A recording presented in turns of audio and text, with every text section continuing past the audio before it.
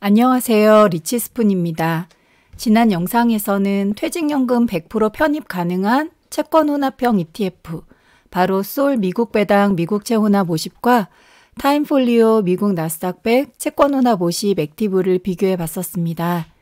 그 영상 말미에 6월 10일 나란히 상장한 채권혼합형 ETF 두 개를 비교해서 소개해 드리겠다고 예고 드렸었는데요. 그래서 이번 영상에서는 같은 50대 50 채권혼합 전략을 추구하지만 S&P 500과 초단기 미국 채권을 섞은 ETF, 바로 하나자산운용과 한화자산운용의 신상품 두 종목을 비교해 보려고 합니다. 이 ETF들은 2025년 6월 10일에 나란히 상장된 따끈따끈한 신상품인데요. 같은 자산군을 바탕으로 하지만 기초 지수는 서로 다릅니다. 어떤 ETF가 나에게 더 잘 맞을지 끝까지 함께 확인해 보세요. ETF에 투자하고 싶은데 너무 공격적인 건 부담스럽다. 또 적당한 안정성과 수익률을 동시에 추구하고 싶다 하시는 분들께 아주 유용한 비교가 될 거라고 생각합니다. 혹시 이전에 다뤘던 채권혼합형 ETF 영상을 못 보신 분이 계시면 제 이전 영상을 참고해 주세요.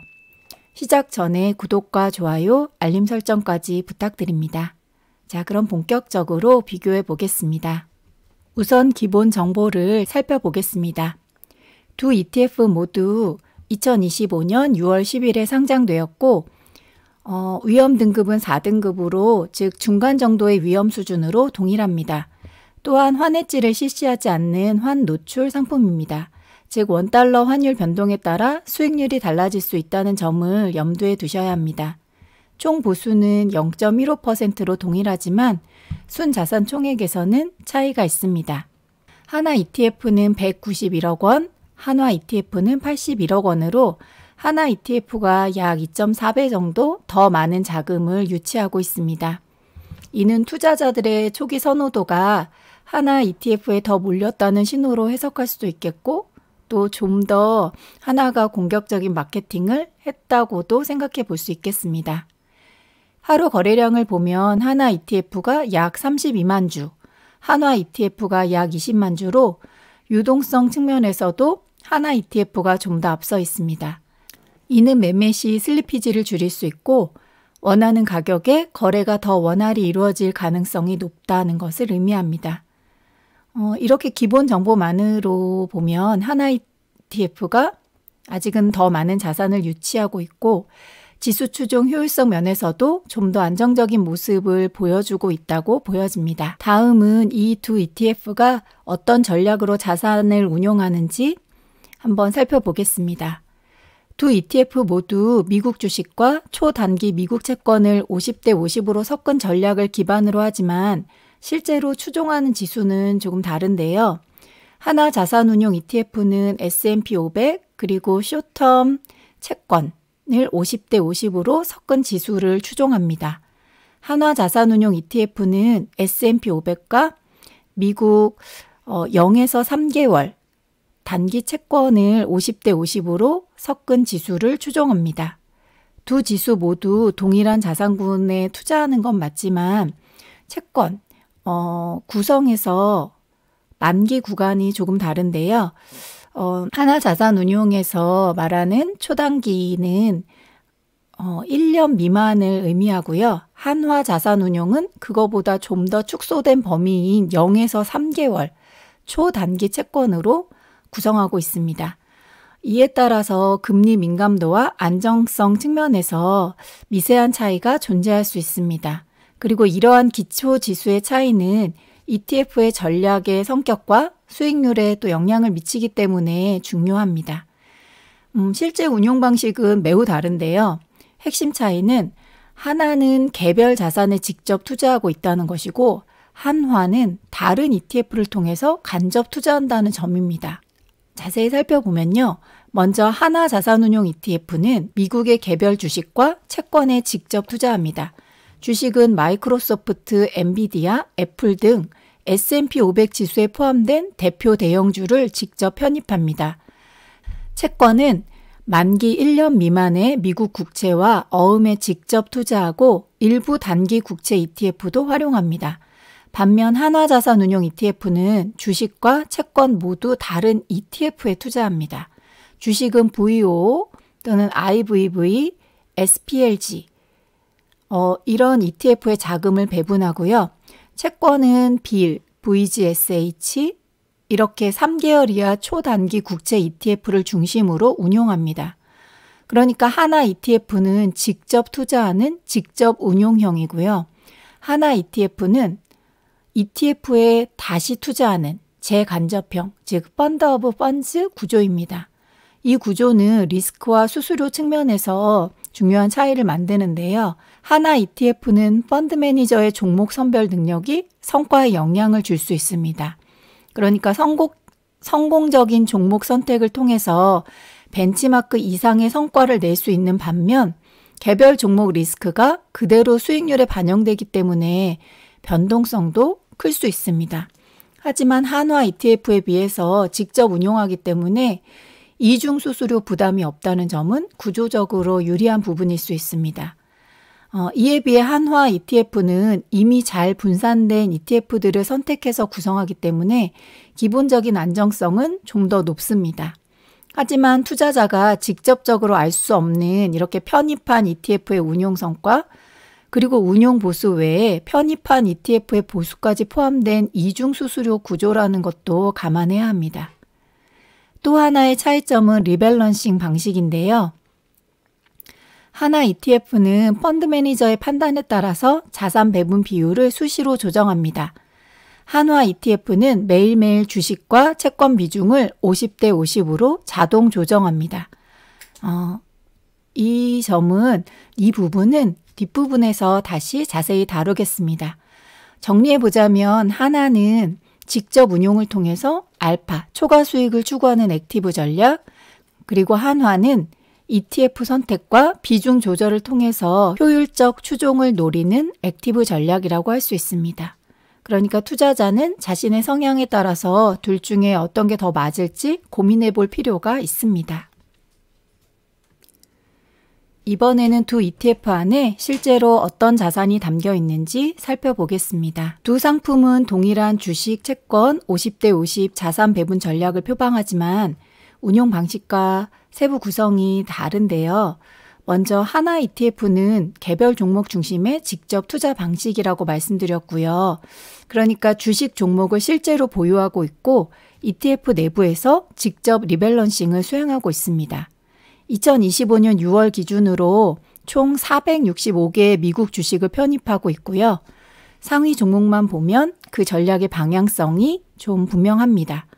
마이크로소프트 3.52%, 엔비디아 3.50%, 애플 2.91%, 아마존 1.96%, 메타 플랫폼 1.51%, 브로드컴 1.16%. 보시는 것처럼 시가총액 상위의 미국 대표 기술주가 주축을 이루고 있고요. 이는 S&P 500 지수를 그대로 따르지만 종목 직접 편입을 통한 정교한 분산과 비중 조정이 가능한 특징을 보여줍니다. 반면 한화자산운용 ETF는 말씀드렸다시피 ETF 재간접 투자 방식입니다. 즉 개별 종목을 담는 게 아니라 다른 ETF들을 편입해서 자산을 구성하는데요. 주식 비중 전체는 다음 세 가지 ETF로 구성됩니다. 스파이더 포트폴리오 20.24%, 뱅가드 13.15%, 아이쉐어즈 코어 13.10%.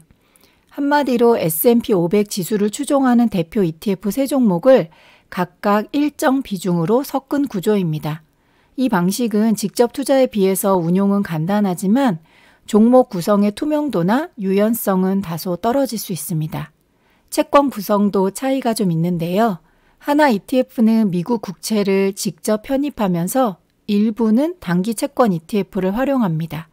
아이쉐어즈 0에서 3개월 국채 ETF 19.29%, 스파이더 1에서 3개월 T빌 ETF 14.4%, 그리고 25년 8월 28일 만기인 미국 국채 14.19%. 여기서 주목할 점은 실제 국채를 편입해서 정해진 만기에 따른 금리 전략을 구사하고 있다는 점입니다. 이런 구성은 수익률 곡선을 조정하거나 또 포트폴리오 만기를 정밀하게 설계하는 데 유리할 수 있습니다. 반면 한화 ETF는 채권 역시 모두 ETF로만 구성하는데요. 뱅가드 0에서 3개월 국채 ETF 20.21%, 글로벌 X 1에서 3개월 T빌 ETF 19.54%, 아이본즈 25년 만기 국채 ETF 10.11%, 즉 직접 국채를 골라서 넣는 것이 아니라 ETF 3개로 단기 국채 자산을 구성하고 있습니다. 간단하지만 수익률 곡선 조절이나 개별 만기 설계는 아까 하나 ETF에 비해서 다소 제한적일 수 있습니다. 기타 항목도 살펴보면 차이가 있는데요. 하나 ETF는 미국 달러 F202507이라는 항목을 2.5% 편입하고 있는데 이는 25년 7월 만기 달러 표시 정기예금 또는 외화 머니마켓 펀드 등으로 해석됩니다. 환해지나 유동성 관리 목적의 자산으로 추정됩니다. 한화 ETF는 선물형 ETN인 트루 S&P 500 선물 ETN을 2.83% 편입하고 있고요. 소액의 원화 예금 0.82%도 포함되어 있습니다. ETF 외부의 유동성 비중이 일부 포함되어 있음을 알 수 있습니다. 정리하자면 하나 ETF는 직접 운용을 통해서 종목 구성의 정밀도와 전략 유연성을 확보하고자 한 반면 한화 ETF는 ETF만을 활용해서 구조를 단순화하고 운용 효율을 추구하는 상품입니다. 두 ETF는 발음하기도 좀 비슷하고 기초지수도 거의 동일하지만 내부 구성과 운용 철학은 매우 다른 상품이라는 걸 알 수 있습니다. 그럼 이제 이렇게 구성된 자산들이 어떤 기준과 주기로 리밸런싱 되는지 살펴보겠습니다. 차례대로 보면 하나 자산운용 ETF는 액티브 매니저가 전략적으로 자산을 조정합니다. 기본적으로는 주식과 채권 비중이 50대 50이지만 시장 상황에 따라 주식 비중을 50 미만으로 하는 범위 내에서 유연한 리밸런싱이 가능합니다. 이로써 퇴직연금 요건을 충족하면서도 시장 상황에 대응할 수 있는 구조입니다. 예를 들어 인공지능 AI 섹터가 강세일 경우에는 엔비디아나 마이크로소프트 비중을 좀 더 늘릴 수 있고 채권 금리가 상승할 땐 짧은 만기 국채를 중심으로 리스크를 조절할 수 있는 구조입니다. 이 전략의 장점은 시장 흐름에 맞춘 능동적 대응이 가능하다는 점입니다. 단점은 성과가 펀드 매니저의 판단력에 크게 좌우될 수 있다는 점입니다. 반면 한화자산운용 ETF는 전략이 철저히 시스템 기반입니다. 매일 아침에 자동적으로 주식과 채권 비중을 정확히 50대 50으로 맞추도록 리밸런싱이 이루어집니다. 예를 들어 전날 주식 가격이 상승해서 비중이 52%로 높아졌다면 그 다음날 자동으로 일부 주식을 매도하고 채권 ETF를 추가 매수해서 다시 균형을 맞추는 식입니다. 이 방식은 매우 정량적이고 규칙 기반이라서 운용 판단에 따른 편차가 사실 거의 없다고 볼 수 있습니다. 그래서 장점은 일관된 리스크 관리, 그에 비해 단점은 시장 변화에 유연하게 대응하기가 좀 어려울 수 있다는 점입니다. 또 하나의 차이점은 알파 전략의 유무인데요. 하나 ETF는 개별 종목 선정 또 타이밍을 통해서 벤치마크를 초과하는 수익, 알파를 추구하고 있고요. 반면 한화 ETF는 ETF 간 비중 조절만으로 벤치마크를 정밀하게 추종하려고 설계되어 있습니다. 그래서 정리해보자면 하나는 능동적이고 전략적인 리밸런싱 중심의 액티브 ETF라면 한화는 자동화되고 정량적인 리스크 관리 중심의 시스템형 액티브 ETF라고 할 수 있겠습니다. 이번에는 두 ETF가 벤치마크를 얼마나 잘 따라가고 있는지를 추적 오차와 괴리율을 살펴보면서 확인해 보겠습니다. 6월 20일 데이터를 기준으로 비교해 보겠습니다. 하나 ETF의 추적 오차는 0.18, 반면 한화 ETF는 0.86입니다. 이 수치는 ETF가 벤치마크 지수를 얼마나 정밀하게 따라가는지를 보여주는데 보통 0.5 이상이면 액티브 운용이라 하더라도 오차가 크다고 평가됩니다. 즉 하나 ETF는 0.18이라 비교 지수를 거의 정밀하게 복제하는 데 성공하고 있는 것처럼 보이는데 한화 ETF는 초기에 상대적으로 오차가 큰 편이라고 볼 수 있습니다. 이유는 구조적인 차이일 수 있는데요. 즉 ETF 간 재간접 구조, 또 수수료, 환노출, 리밸런싱 방식 등이 복합적으로 작용했을 가능성이 높습니다. 그리고 아직 초기라는 점도 좀 고려해야 할 것 같습니다. 괴리율도 살펴보면 하나 ETF는 마이너스 0.16, 즉 기준가보다 약간 저렴하게 거래되고 있고 한화 ETF는 0.03%로 거의 기준가 수준에서 거래되고 있습니다. 이런 괴리율은 매수자 입장에서는 하나 ETF가 상대적으로 조금 더 유리한 진입 기회라고 생각할 수 있고 한화 ETF는 시장에서 ETF 가격이 기준가에 근접하게 유지되고 있다는 점에서 또 신뢰로운 표시로도 해석할 수 있겠습니다. 유통 거래량을 보시면 하나 ETF가 약 32만 주, 한화 ETF는 약 20만 주로 하나 ETF 쪽이 좀 더 활발하게 거래되고 있고요. 이는 유동성 면에서 하나 ETF가 좀 더 매매 효율성이 높다는 의미입니다. 정리하자면 추적 오차 거래 유동성 면에서는 하나 ETF가 좀 더 나아 보인다고 판단됩니다. 이번에는 두 ETF가 실제로 추종하는 기초지수의 10년 성과를 비교해 보겠습니다. 두 ETF는 신생상품이라서 누적된 과거 데이터가 없지만 기반하고 있는 기초지수는 각각 10년 넘는 히스토리를 갖고 있거든요. 그래서 전략의 장기 효율성을 확인하는데 중요한 백테스트 참고 자료가 될 수 있습니다. 하나자산운용의 기초지수는 S&P 500과 단기 채권을 50대 50으로 섞은 지수를 추종하고 있는데요. 10년 수익률의 지수값은 253.83, 그리고 10년 연환산 수익률은 6.84%입니다. 한화자산운용 ETF의 기초지수는 S&P 500과 미국 0에서 3개월 초단기 국채를 50대 50으로 섞은 지수를 추종하고 있습니다. 이 지수의 10년 수익률의 지수값은 252.97이고요. 10년 연환산 수익률은 6.82%입니다. 두 지수 모두 미국 S&P 500 지수와 초단기 미국채를 50대 50으로 구성한 전략인데요. 차이점은 채권 쪽 구성의 만기 범위가 조금 다르다는 점입니다. 하나 ETF는 숏텀 트레저리라고 해서 1년 이내 단기 미국채 전체를 활용한 전략이라서 금리 민감도는 하나 ETF 채권에 비해 조금 있을 수 있고요. 수익률 기대치가 조금 더 높을 수도 있습니다. 한화 ETF는 0에서 3개월물로만 활용하기 때문에 극도로 보수적인 단기 채권 전략이라고 할 수 있습니다. 이는 변동성 억제에 유리할 수 있지만 금리 환경 변화에는 반응이 좀 둔감할 수 있겠습니다. 실제 10년 수익률 차이는 미미하지만 전략적 특성은 좀 다를 수 있습니다. 하나 ETF는 조금 더 수익률을 추구하는 적극적 안정형, 그리고 한화 ETF는 보수적인 안전자산 중심 안정형이라고 해석할 수 있겠습니다. 이번에는 수익률만큼 중요한 투자 효율성, 즉 리스크를 감수한 만큼 얼만큼의 수익을 냈는가를 살펴보겠습니다. 이를 판단하는 대표적인 지표는 샤프 지수인데요. 이 샤프 지수는 포트폴리오 수익률 마이너스 무위험 수익률을 포트폴리오 변동성으로 나누어 계산합니다. 즉 위험을 얼마나 잘 관리하면서 수익을 냈는지를 나타내는 지표입니다. 높을수록 우수한 성과, 0.3 미만이면 비효율적, 그리고 0.5 이상이면 평균 이상, 0.7 이상이면 매우 효율적인 포트폴리오로 간주합니다. 추종 지수의 최근 1년 기준 백테스트를 비교해 보면요. 하나 ETF는 0.80의 샤프 지수를 기록하면서 매우 효율적인 리스크 수익 구조를 보여줬습니다. 변동성 대비 수익이 상당히 우수해 보이고요. 자산 배분의 정교함을 입증한다고 할 수 있습니다. 반면 한화 ETF는 0.32 수준인데요.